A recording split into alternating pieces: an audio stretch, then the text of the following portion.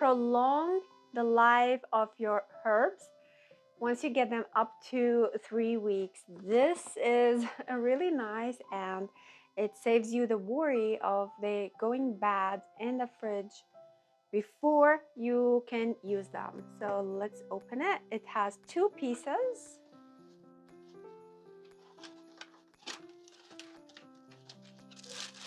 They even look super cute.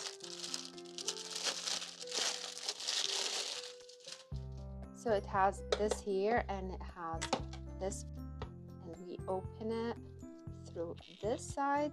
So here we open it, okay? We place the herbs. You can even put celery, asparagus in here. You place them here like that. And then you close it.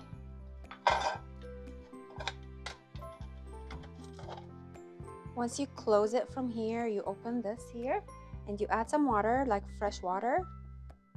You change this water every 3 to 5 days. Close it and put it in the fridge.